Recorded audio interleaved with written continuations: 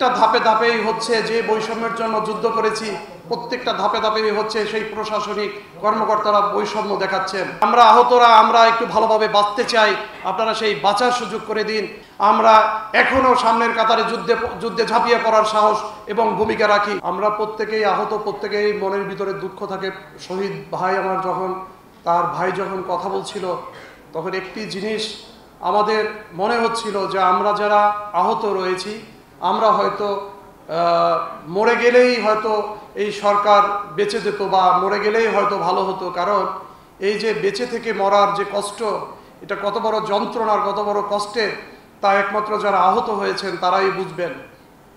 যখন আন্দোলন চলছিল, ঠিক ওই মুহূর্তে বাসার থেকে গাড়িতে করে আন্দোলনের ময়দানে এসে দেখি আমার নিরস্ত্র ছাত্র ভাইদের উপরে বর্বরিত আচরণ, যেভাবে পুলিশ সদস্যরা, ডিবি সদস্যরা যেভাবে গুলি ছুটছিল, আর নিজের মনকে বাঁধিয়ে রাখতে পারিনি, ছুটে এসেছি তাদের পাশে। ঠিক এই মুহূর্তে 20শে জুলাই মালিবাগ রেলগেটে যখন পৌঁছাই, তখন পিছনে খুব কাছ থেকে ঠেকিয়ে আমাকে বড় ধরনের 4টা গুলি করা হয়। যে গুলি এক পাশ থেকে ভেদ হয়ে আর এক পাশ থেকে বেরিয়ে যায়।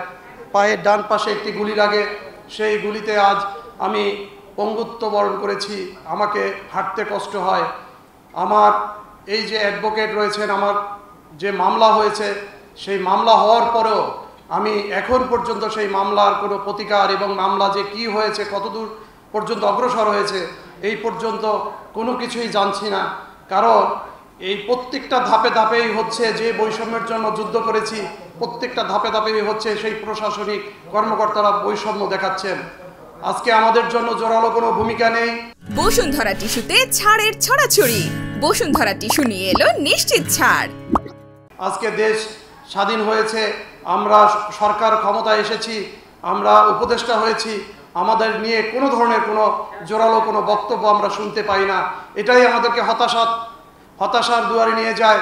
আমরা যে শক্তি নিয়ে আজকে বেঁচে থাকব, যখন দেখি আমাদের যারা এখন কর্ণধার রয়েছেন, অভিভাবক রয়েছেন, তারা আমাদের নিয়ে তেমন কোনো বক্তব্য তাদের মাঝে আমরা প্রতিফলিত দেখি না, তখন আমরা নিরুৎসাহিত হই।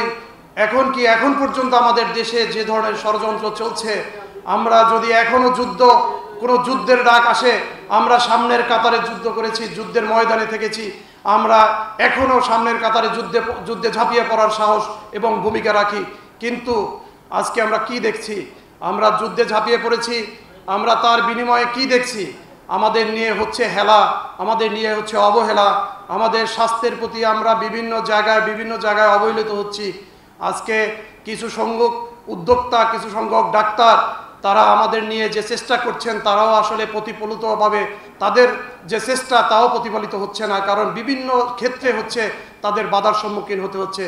তাই বর্তমান যে উপদেষ্টা, বর্তমান যে সরকার রয়েছেন, তাদেরকে একটি বিনীত অনুরোধ করব যে আমরা আহতরা আমরা একটু ভালোভাবে বাঁচতে চাই, আপনারা সেই বাঁচার সুযোগ করে দিন। এবং যারা আমাদেরকে নিয়ে এই যে ফিজিওথেরাপি শুরু করে আমাদের অন্য ডাক্তারি যে সেবাগুলো দিয়ে যাচ্ছেন, তাদেরকে সহযোগিতা করুন এবং তারা যাতে আমাদের পাশে সর্বদা থাকতে পারে সেই ব্যবস্থা করুন।